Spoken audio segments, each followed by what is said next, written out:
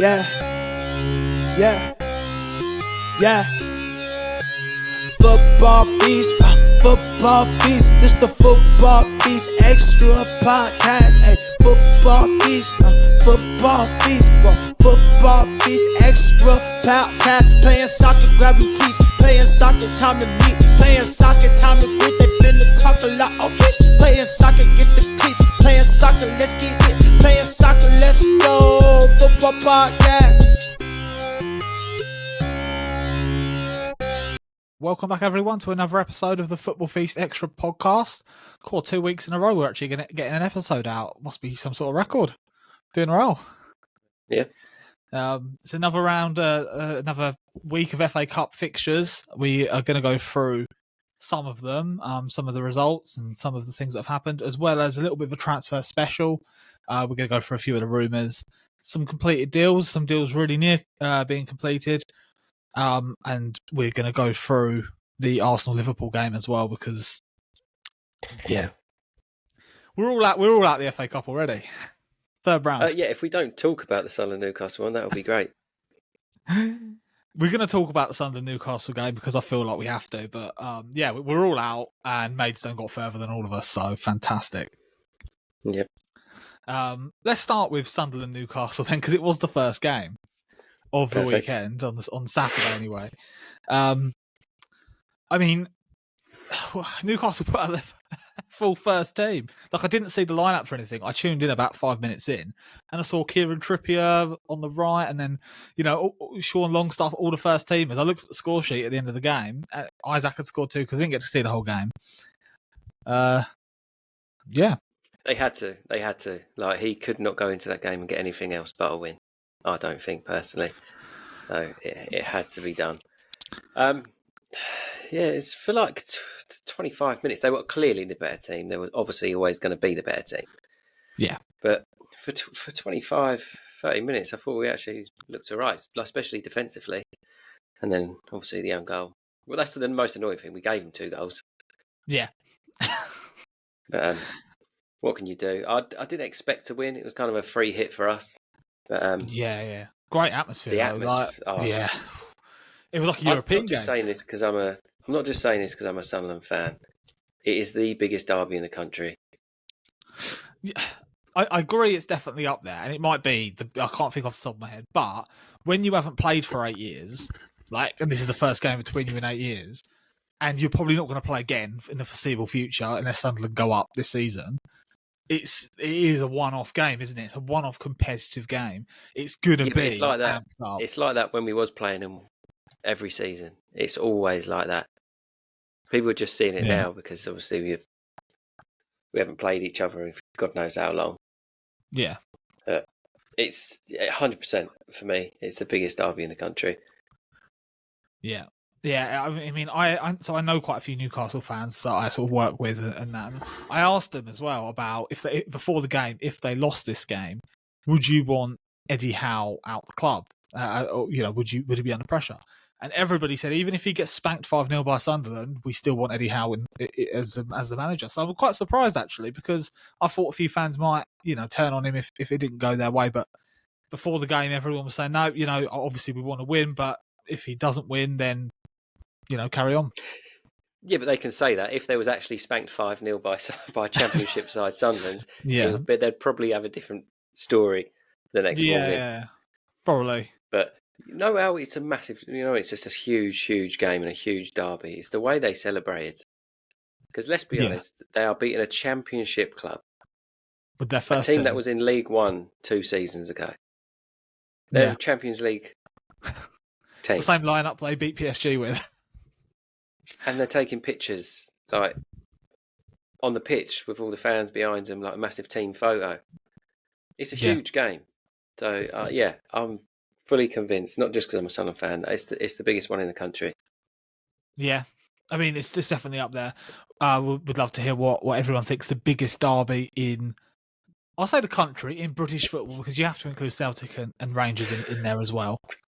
If we go British, that's why I said England. Because if we go British, it probably would be Rangers Celtic. Those two are probably up there. But I'd love to hear what everyone else thinks. Biggest derby in the UK is. But let's move on to Please. Maidstone. Let's move on to Maidstone, the lowest ranked team left in the FA Cup. Won 1-0 against Stevenage somehow. I mean, I don't know how they won that game, but obviously for people that don't know, is our local team.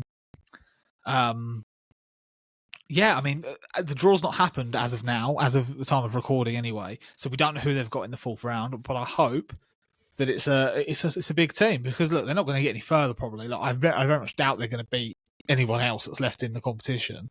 I hope they can go to get a City playing at Maidstone, or Liverpool, or not an Arsenal because they didn't get through, but one of the big teams. It'd be brilliant, wouldn't it, if they got like a City.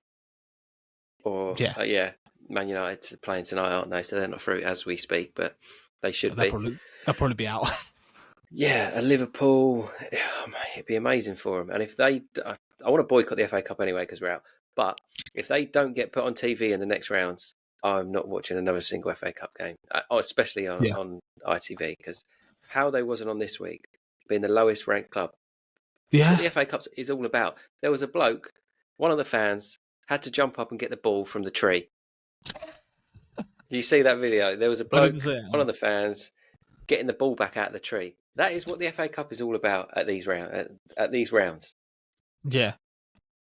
Watching a young fan, probably had a couple of beers, probably still not old enough to drink, climbing up a tree to get the ball back. Yeah. Yeah, that should doing that when after like Kevin De Bruyne skies one over. Oh my God! I'd kick the ball and I'd run off. If they get Liverpool, then he's going to be chasing after Darwin Núñez' shots all game. He's going to have a busy old day, that fan. Yeah, but you know, good for him. With all the channels that they've got, I mean, because it wasn't just on ITV, it was on BBC as well, the FA Cup. So between ITV 1, 2, 3, 4, BBC 1, 2, 3, all of the channels, and they couldn't get Maidstone on TV. I mean, they clashed. BBC have the Sundays though, didn't they? Yeah, I think so. I think that's the way it went. So the Maidstone game clashed with the Sunderland Newcastle game in terms of like kickoff time. Just move it. But just they've got they can put it on another channel, ITV4 or whatever. Chuck it on. People watch it. Just move one of the games. Just have it on something. Like it's what the FA Cup is all about at these, especially in these rounds. It does. Like if they get a Premier League team, they'll be on TV, which is just bullshit. They should have been on it last week. Yeah. Yeah, definitely, I agree. And they will obviously get spanked. Well, you'd think they'd get spanked anyway if they played a Premier League team. I mean, if Sheffield United spanked Gillingham 4-0, and I didn't think that they were capable of scoring 4 goals. So, it just shows I live literally, 3 minutes walk to the stadium. If Haaland turns up, I'm going down there. you sit in the tree. That's why I want, man. That's why I want like a City or something, just so I can go and have a look. Yeah, but what if it's away? Oh. I hope it is away for them because obviously they'll get more revenue. Yeah, and they get the experience of going to like the Etihad or Anfield. Yeah. Imagine playing at Anfield. Like, I mean, the atmosphere won't be like it is, like for the big European games, but that'll be mental for them. But fair just play getting a thing of the Man City bus coming through Maidstone. Yeah, people will be like throwing stuff at it because that's what we're like over here. But yeah, so what the argument I made last week about teams should be seeded, right? And we sort of went back and forth on it and said that it wouldn't be as fair for some of the smaller teams wouldn't make it as far. But I've seen it again this week. I've seen Jeff Stelling on TalkSport say exactly the same thing about having seeded teams so that, the big teams are playing the smaller teams earlier on. Obviously, they won't get as far, but if they can, up the revenue for them going to a City or a Liverpool, whatever, early on, does everyone win? Because let's face it, a small team isn't going to win the FA Cup. Like, when I say small team, I mean, right down the leagues. And you're not going to get these big teams going out to each other in the first round, in the early rounds, because on a Saturday, I mean, I know it's different on Sunday, but on Saturday, not a single Premier League team went out of the FA Cup. Or, in fact, the whole weekend, other than the teams that played each other, I think it was only Burnley and Arsenal, the only Premier League teams that went out. Burnley played Tottenham, Arsenal played Liverpool. So I do understand what you're saying and what other people are saying, but you might as well just give them a bye, like these big teams a bye. They're not through yet. Bolton, League One, drew against Luton. Luton, yeah. West Ham, Bristol and City. There's a couple of other, Bristol City. I know what you mean when you mean like lower teams, like obviously like your Maidstones and that. But they got, what did they just get? 106 grand for winning that game? Yeah. They got money for obviously advancing, but would they get more money in revenue from going to a big team earlier on? Like they've not played anyone yet, really, have they? I mean, for them, it's a huge game that Stevenage won, but they've not been. But I don't know. For me, like the magic of the cup is you watch the draw. Oh, which small team's going to get a big team? If it's just going to be all of them, all the Premier League teams go through, all of them go out. They have a bit of a day out, but we lose interest because it's not a one-off occasion anymore. Yeah, but I mean, the way it's worked out, versus Man United. The way it's worked out is that, say, only 2 Premier League teams so far have gone out, and they played other Premier League teams. But obviously, the draw could have been more Premier League ties, and we could have had more Premier League teams go out. I suppose. So, yeah, I mean, I can see it both ways. I think I'm just talking from sort of Arsenal bias, where I'm fed up of getting tough draws in the third, fourth round every year and not getting a cup run. But that's just me. I just think we'd end up losing interest. If it's every year. Yeah, a load of Premier League teams go and spank a load of non-league or League Two teams. Yeah, I mean, other than Man City and Huddersfield fans, who was it Huddersfield that they played 5-0? Was it Macclesfield? Yeah, Huddersfield, yeah. Huddersfield, yeah. Other than the fans of those teams, who you know City are going to spank them. Doesn't matter what team they put out. I get it. Like you don't really want to watch that. It's a hard balance. Every year, I think. And the magic is, that one club is on a run, and they've and watching the draw. Yeah, I just think if it's going to be the same every year, where you're going to have just a lower league team against the Premier League team, because they do that in Spain, don't they? They see the teams in their cups, and they do it that way. Yeah, but and then what you going to do after that? You're just going to have Championship versus League One teams. I think I think they only seed the top division. And no one else is seeded, and I don't know when that stops, but yeah, you wouldn't go right. Okay, all of the National League clubs are out. Let's just put them all against League One clubs. I think it's just to keep the big teams apart for the first few rounds, so that they're not playing each other in the third round. I don't think they should be. Like, would Wigan have won that FA Cup if a couple of the big boys didn't play each other and knock each other out? They wouldn't have done, would they? No, maybe not. So. But I think by doing that, I think you're probably guaranteeing that you're going to have a Chelsea, Arsenal, Liverpool, Man United, or Man City in the fight. And it's going to be one of them. It's going to be two of them teams playing each other. Yeah, but to be fair, it pretty much is anyway. Like I know, you had Wigan a few years ago, and I think Portsmouth in the final as well a few years ago. But I mean, that was quite a few years ago now. But more often than not, that is what you get anyway. I don't know with the FA Cup. Like the other thing is replays. I get why they're there, and it's great for if. A Maidstone have gone to the Etihad or whatever, and they earn a draw and they get to bring them back to the Gallagher and play them there. That's huge for them, and these lower league teams live for that. But again, it's not something that other countries do. So the bigger teams that, they should win the game, right? They shouldn't let it go to a replay. But when they're playing each other, when it got to 1-0, the Arsenal-Liverpool game, part of me was thinking, you know what, let's just go out because I don't want to play. I don't want this fixture again. Because there's too many games as it is. Like I don't want to play them again. So we'll get onto that one in a bit. But I definitely agree. I think the replays are great for the lower league teams. Obviously, like you said, if Maidstone go to anyone really, Sunderland, Newcastle, or whatever, and pick up a draw, and they get to go back to their place, it's more money in their pockets, which is what the FA Cup should be about, really, getting these. Exposure to these lower teams. But then we play so many games, and I mean, we think we've got it bad, like in the Premier League or the Championship. Do you know how many games like the guys in the Conference League play? Yeah, because they've gone through how many rounds of this just to get to this round. We say it's round 4 or whatever, or wherever round 3. Yeah, they're on about round 12. Yeah, it's true. Although they have not to play any. I suppose they did actually play Carabao Cup as well, didn't they? Yeah, They've they started play European leagues. the Papa Johns, and they play Yeah. all their little regional cups and stuff as well. They play a hell of a lot of games, And they don't have the and squad depth to rotate or yeah, anything. we Premier League teams moan when they got to play twice a week. Yeah. Oh no, we've got Champions League on a Wednesday and then Premier League on a Football League. Play about 3 games a week sometimes. Yeah. Yeah, that's true. So it's just yeah.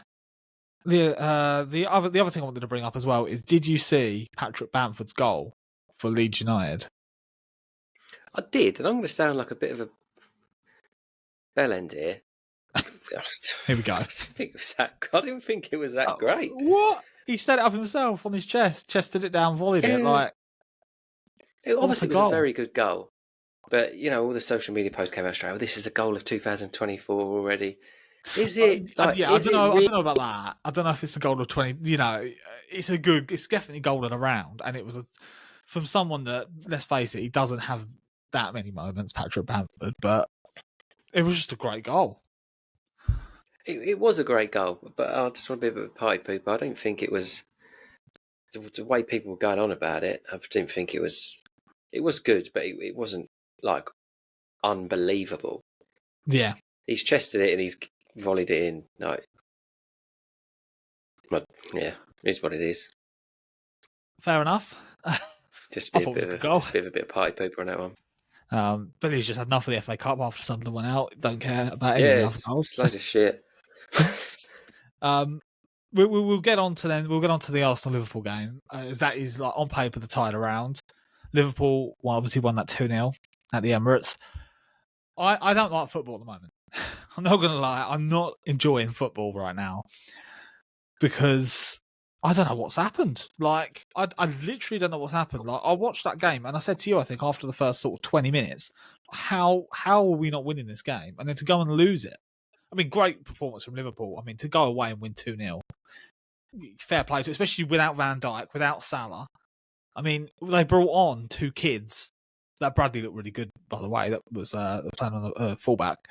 But to go on and to bring 2 kids on and to pretty much rotate. I mean, they played a fairly strong team, but they rotated a lot.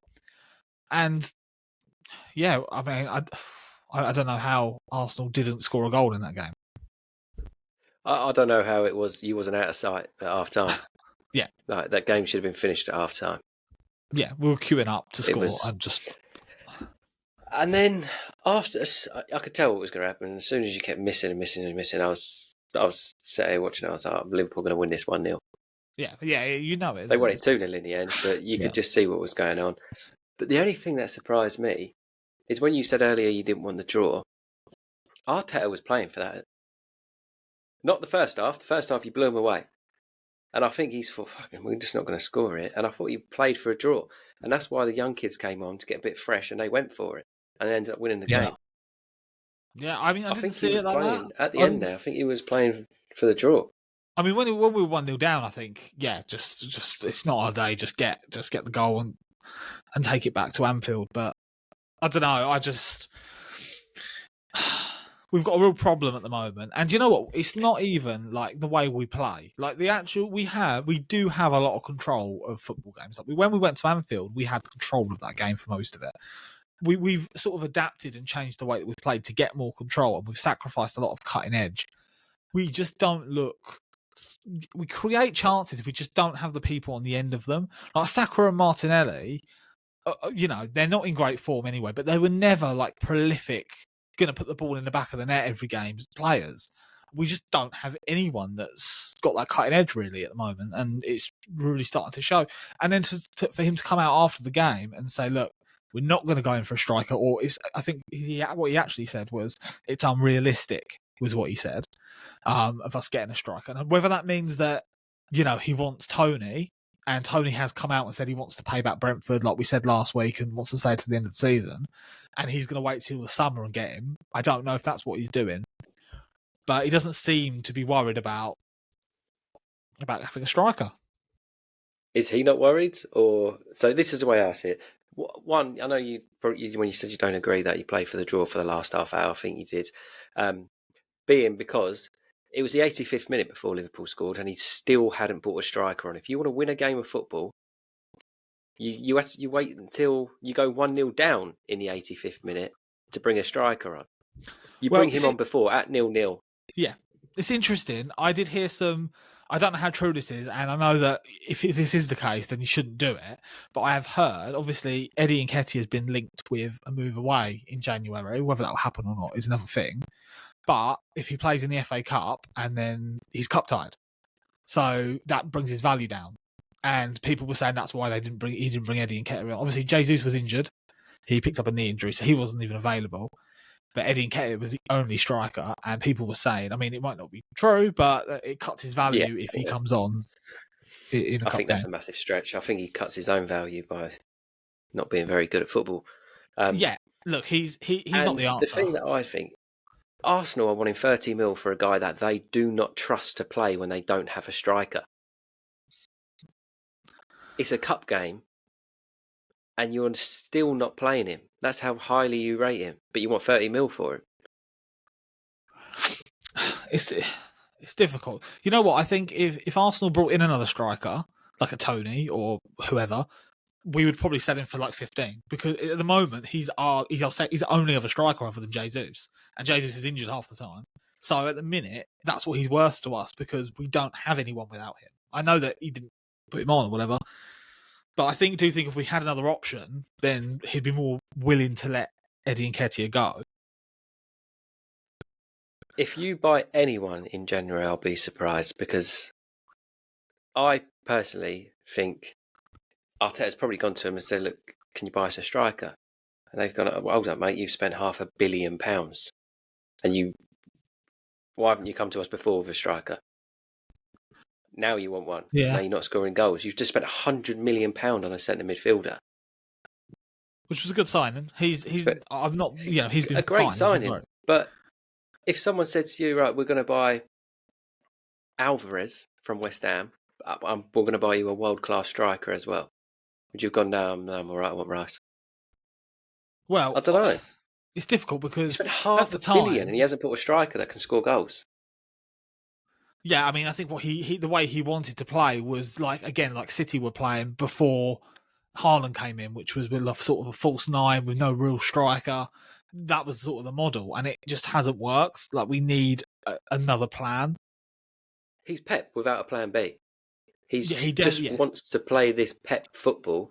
But the thing about Pep, if it's not going well, he'll change it. Yeah. It reminds me of Arsene Wenger in like 2012, 2013, where we played some lovely stuff, but then just like didn't score, didn't win games. We didn't get the results, but we were playing teams off the park, but just nothing, And then when it weren't going right, he had no answer. We had, I know it was a bit before 2012, but we had Stoke City with long throws, like just disrupting, bullying the team. And there was no answer to it. And it feels like not tiki-taka stuff this time. It's like a different style, but there is only one style. And when it doesn't work, he doesn't have another way of playing. And I to be honest, I think the league, for me, the league's gone. It obviously hasn't, but for me, it has. I don't think I think what happened last season is Arteta was ahead of the curve. And now teams have worked him out and have gone, right, okay, we'll double up on your fullbacks. We'll leave the space in midfield because you ain't got anyone in midfield that can do anything. Like Ødegaard, I love Ødegaard, but he takes forever on the ball and he needs to find that form back. But at the minute, they're giving all our midfielders all this space because no one's really doing anything and they're suffocating the wingers. And Arteta's not been able to get ahead of it. So this season's gone. Yes, we might still do all right in the Champions League. We might kind of get up against some European teams that haven't worked us out yet. But yeah, the Premier League's gone. It's a really disappointing season for me. And I know people will say, oh, you couldn't expect it to challenge again because you did last year. But like you said, he's gone out and spent £100 million on a midfielder. He's gone out and spent all this money. You'd expect to see improvement, and it just hasn't been there. I think he's in trouble. I don't think he'll be there next year. I think you're in a top four race. Like you said, I think the title's gone. I think you're in a top four now. And that looks very, very close at the moment. And we'll get onto the transfers in a minute, but Tottenham have gone out and getting Timo Werner in. Yeah. I will be very surprised if they back him again, money-wise. Very surprised. It's difficult because the way that Arsenal's sort of backroom structure is so we've obviously got Edu in there as well. They're sort of like one team. Like, I think if Arteta goes, then I actually think Edu would leave as well. I think that the whole lot would go. I think it would all crumble. They'd have to completely rebuild that again. And like, remember like last year, was it last year or the year before? They made Arteta the manager instead of head coach. Like, he has got his hands in a lot of pockets, around the back. I don't think it's as easy to sack him as it is. Pochettino, for example, you're just coaching the players on the training pitch. We can get someone to come in and do that. Arteta does have his. Obviously, they can sack him, but they'd have to be prepared for like rebuilding again if they do. And I'm not sure if they're willing to do that. Or if we don't get top 4, then I think I think that he'll be gone. I can't see Edu and that leaving if they sack Arteta. I can't see that. You're not? I can't see it. I know I can't see him going. He's got a job there, isn't he? He's, to be fair, he might be one of the reasons to blame why you haven't got a striker if he's helping out with the transfers and stuff. I just can't believe it's a bit like Man United. You spent so much money and you haven't bought the one position you desperately need to win the league. I know City done it, but City and Man City, they're an absolute machine of a football club. Yeah. The thing is, we went out and got Raya. I know we've not paid for him yet, but I think we've pretty much committed to pay that. So that's 30 million out the new budget. And we didn't need to. Like, yeah, he couldn't compete with Ramsdale. It's great to have 2 good keepers, but it's not going to last. And you know what? Ramsdale was actually very good against Liverpool in the FA Cup. He made a really good save. I don't think it was his fault for the goal. Like, people might disagree, but I don't think it was his fault. It was an own goal. But I don't think it was needed to put that pressure and disrupt that situation. That we could have spent that 30 million, put it towards a striker. Even if it was just somebody, doesn't have to be a marquee signing, but someone that can put the ball in the back of the net, that can come in for something different. And that's what we need. And Arteta definitely has overthought this season, 100%. And I know you said earlier, Arteta was above the curve or whatever. I don't think he was. I think managers, teams, they stopped fearing Arsenal a long time ago. And then last year, you completely changed it up with Saka, Martinelli, Odegaard and Jesus, and just went at them. I don't think they knew what to do. And now that we don't really fear Arsenal, it's starting to come back. Yeah. Last year, you wouldn't have got fucking turned over by Fulham. No. Yeah, it's going. Was it 67 shots on target? Right. I think it was 43. That stat that was yesterday, but it's probably more now. Like, cause that was before the Liverpool game. I think I read in the paper 67 shots on target, and there's been 1 goal scored in them 67 shots. There's just no conviction in the shooting. Like, I mean, I don't want to put it on Havertz, but a lot of fans are saying that he's gone out and spent 65 million on Kai Havertz. I don't mind him as a player. Actually, I really think his movement's really, really good. But that's not worth £65 million. His movement. But we didn't need somebody to do that. We needed a striker. We needed an out and out goal scorer. If you imagine that 60 million and a 30 million from Ryan, that's 90 million. We could have gone out and got Osimhen or Tony or someone. And the fact that he's played Saka yesterday, that man looks knackered. Yeah, he looks out. He looks absolutely shot at the moment. And Trossard's on the bench. I thought he was your cut player or the player you bring on in the last 20 minutes or whatever. And he's on the bench. He didn't come on either, did he? I just didn't understand yesterday at all. But saying that, at half-time, you should have been 4-5-0 up. So yeah, it's difficult. We could be overreacting, and it could turn out that get a few wins when the Premier League comes back, and everything will be all right. But talking of the winter break, this is a question I wanted to ask as well, just before we move on to transfers about the FA Cup. So, a lot of Premier League teams have fielded very strong 11s against weaker opposition this FA Cup round because it's come right before like a week off, like a winter break. I think a lot of teams are going abroad to do some warm weather training and stuff like that. Does that make it even harder for the lower league teams to get through? Because if you're going to give the Premier Leagues all a week off afterwards, they're all just going to go for it. No one's going to rotate because what's the point? There's no fixtures. Yeah, but it's just a normal week off, haven't they? Played this weekend, and the next weekend they're playing again. They're off. I don't think they're playing this weekend, are they? I think it's the weekend after. I thought it was the Is it? I thought it was Yeah, because it's a Monday night game tonight, isn't there? Man United. I think they're off 13th. this weekend. It's this weekend. It's coming up. 13th. Chelsea, Fulham, Newcastle City on Saturday. You haven't got many, but you've got Everton, Villa, Man United, Tottenham, Burnley, Luton. So there's only a few teams not playing. I keep hearing the term winter break being thrown around. Because I know the Carabao Cup as well. That might be in the middle of that. Yeah, they've got the Carabao Cup, and then there's a lot of teams that were talking about going to like Dubai to kick about in the warm weather because they've not got games. So yeah, I think there's a couple that haven't. Obviously, there's 5 games at the weekend. But then you've got Chelsea are playing, Liverpool, Fulham are playing midweek. Yeah, so I think a couple of clubs, that aren't in the Carabao Cup, I've got a bit of time off. But please don't give us winter break. I will actually cry. Winter break, come back, and then an international break. I will shed tears if they introduce a winter break, because the festive period and all this time, between Christmas Eve or the weekend before Christmas and up until FA Cup weekend, it's just football, and it's great. If that stops, my Christmas is ruined. Christmas is over. Well, to be fair, I'd rather there have been no games, because we lost every game over. We drew against Liverpool on the 23rd and then lost every game. We've not won for God knows how long now.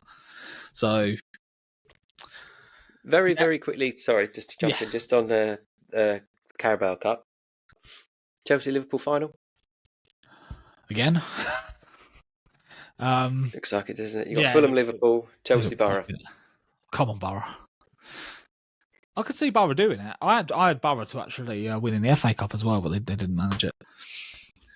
But yeah, here's one for you. So I know you've been going on about Chelsea all season. You've been proper going at Chelsea, right?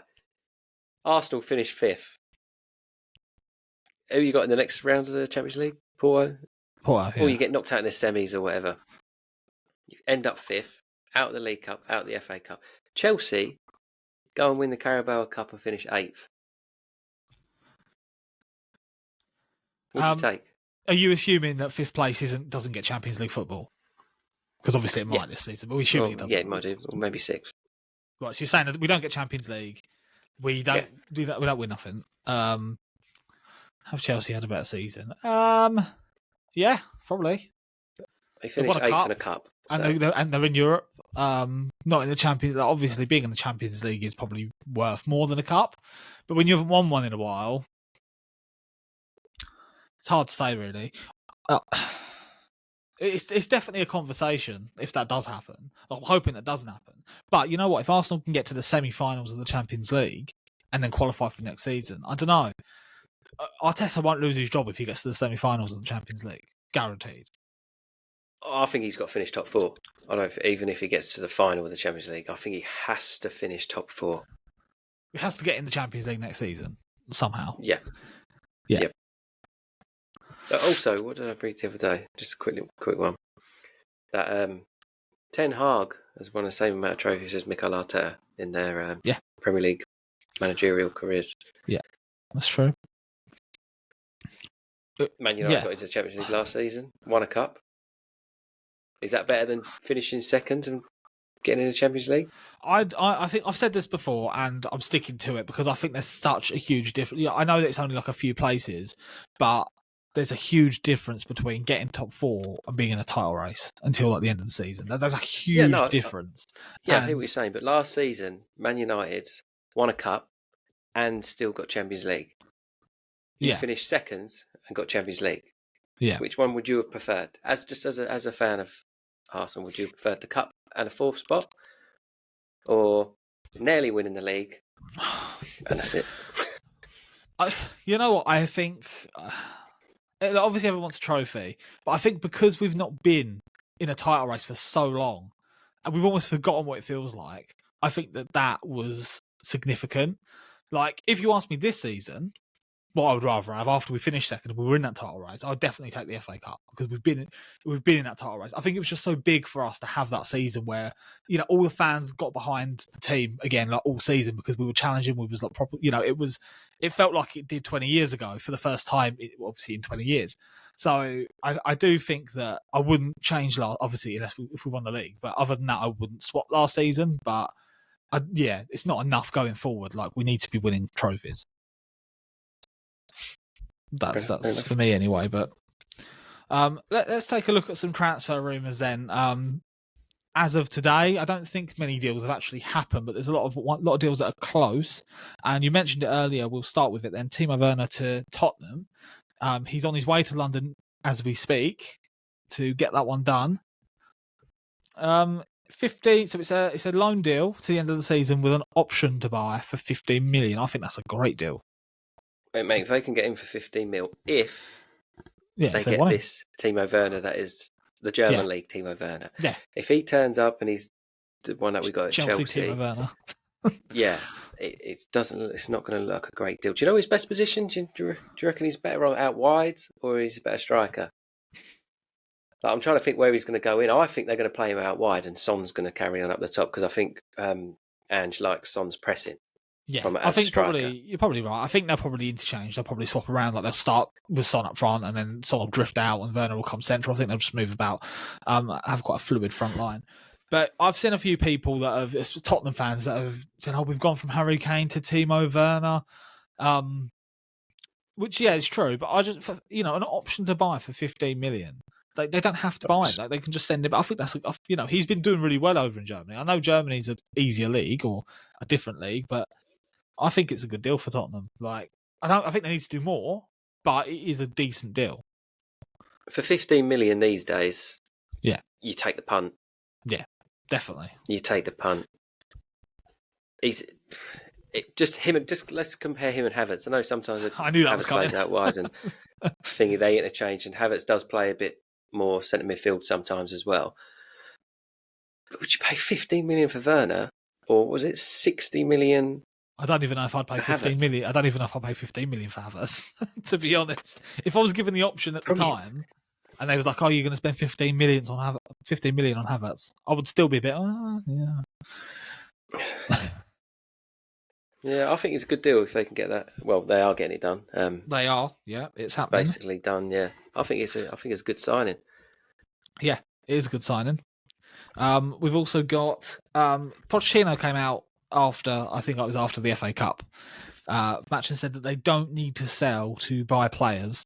They don't need to sell to raise the funds. And I've heard them linked with Victor Osimhen today, willing to pay his buyout clause of 103.3 million. I don't know how they don't need to buy. I know they've got around most, didn't they, by offering these big contracts. Yeah, and they got it. To be fair to him, they got in there when there was a little bit of a loophole. Yeah, and they haven't done anything wrong. No, so I know that's been cancelled now, isn't it? You're not allowed to do that anymore. Yeah, but they stopped that. As it stands, they've done nothing wrong. So if they have got the money, and this guy still wants to spend money, I'd like to see Osimhen in the Premier League. Yes, just as a neutral. Yeah, I wouldn't like to see him at Chelsea because they are one good striker away from clicking Chelsea, and at the moment they don't have that. And yeah, if they got Victor Osimhen, that's a game changer. They'll be in the top 4 next season if they can get him in. Yeah. Here's a good one for you. I don't know if you've seen this. Eric Dyer, Bayern Munich.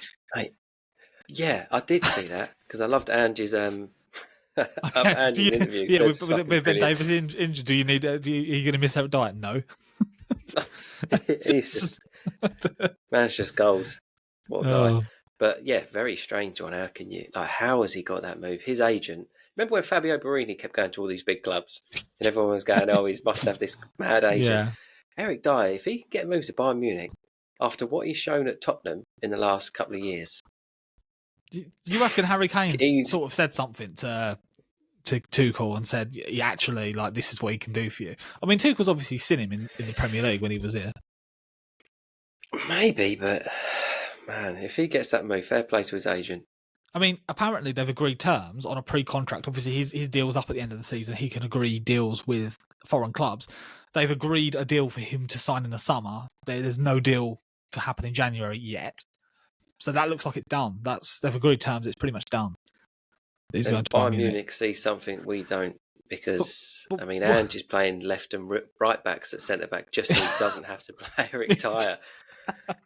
Look, I get signing Harry Kane, obviously world class player, one of the best in the world. But if you sign too many Tottenham players, you're going to start not winning trophies because they couldn't win them in this country. Yeah, it's just a bit of a mad one. Like I said, if he does get it, get that agent a raise. Yeah, definitely. Another one that seems to get all these big moves is Luka Jovic. He went from Frankfurt to Real Madrid, and then he's just gone around Europe. And he's been at some big clubs. I know on loan a few times, but there's always some strange ones, aren't there? They're always at big clubs when they do nothing.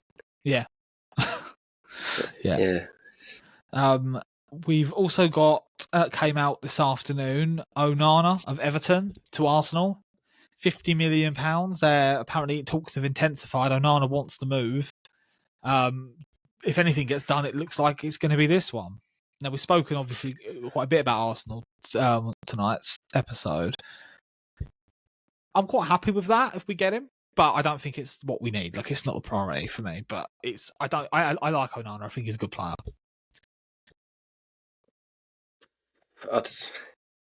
You don't need him, and you're going to spend 50 mil on someone you don't need. I think we do need Havertz him for 60. because you would have Havertz and Onana. You would have spent £110 million on them two players. Go and buy Osimhen. I'm a little bit scared that what he's going to do is if he gets Onana in, he's just going to put Havertz up front all season, and put Onana in midfield and have Kai Havertz up front. Kai Havertz is a decent at holding the ball up. He just got no. He can't finish. He's got no shooting. The 110 mil you paid on Havertz and Onana. You could have just gone and bought Osimhen. Yeah, we could have done. Buyout clause. He would have come for that. I don't understand. 50 mil for Onana, I'm not sure. I've seen some Everton fans that are saying they want 70. Yeah, but that's Everton. If he goes, they're relegated. Yeah. He's worth that to them. But that was one that came out this afternoon, and apparently, it's heating up and could be done quite quickly. So keep an eye on that one. We can't talk about transfers without talking about Ivan Toney. I mentioned it earlier. I think he's come out and he's actually said he wants to stay at Brentford at least until the end of the season, which makes him a decent human being, really. Nothing more to say on that. Yeah, respect him for that. Yeah, he said, just come out and he said, I want to repay Brentford, and so he should. So, well done. Well done, Ivan Toney. Yeah. Hopefully we can go for him in the summer. Also, the one that happened a few weeks ago, might have actually happened just before the transfer window started, but I want to mention it. Andros Townsend signed a new long-term contract with Luton. I really like Andros Townsend, and I don't like many ex-Tottenham players, but I quite like him. I think he's a useful player. He's done well for them. Yeah, especially for a Luton. I quickly want to say about Jadon Sancho, because if what I read was true, this is the most unbelievable bit of business by Borussia Dortmund ever. So they sold him for 70 million, was it? 70 something million to Man United. Yeah, around about. They're going to get him on loan with a view to buy him for 20 something million. What, an option or a option to buy him at 20 something million? Not just that. Man United are paying half his wages. They've made 50 million in profit, and probably going to pay him a percentage of what they paid him at Borussia Dortmund, because Man United are going to cover the rest. Man United have literally had their pants pulled down. Massively. And that's incredible. I don't know if it's true, it's just something I read, but I have read that Man United are going to be covering a lot of the wages if the deal happens. I have seen that. But this is the problem. When you freeze out players publicly and you sort of ostracize them from the rest of the team, other teams know that you're just paying his salary for nothing. So you're going to get lowballed. Like Eddie Nketiah, I know we don't play him very often anyway, but if we keep saying, he's an integral part of the squad and we want to keep him, and he might get 15, 20 million for him, which is probably maybe more than he's worth. But when you freeze someone out, like Jadon Sancho, you're going to get ripped off. Yeah, you are. You're not going to get what you want for him. They're not going to be like, oh no, we want that 70 million back. They will just be like, Yeah. well, no, you carry on paying all his wages and Yeah. leave him at home. We might pay you 20 million at the end of the season. I understand sometimes you need to make a loss, but after you just spent 80 odd million on Anthony, who, let's be honest, you ain't never getting that back. No. You've just spent 80 million on Hoyland, who will, I think, still will be a good player. Yeah. You're paying so much money in wages to Casemiro and Varane for not playing games. Yep. And then you do this with another 70 mil. You're basically just chucking money away at this point. Yeah, Man United haven't made some great deals in the transfer window, but obviously now they've got new ownership. Maybe they're going to sort of get rid of the dead wood. Yes, they're going to take a hit, and then start again because they'll have new owners, new backroom team. I'm sure that's what United fans are hoping for anyway, because it can't carry on like this. It's not sustainable.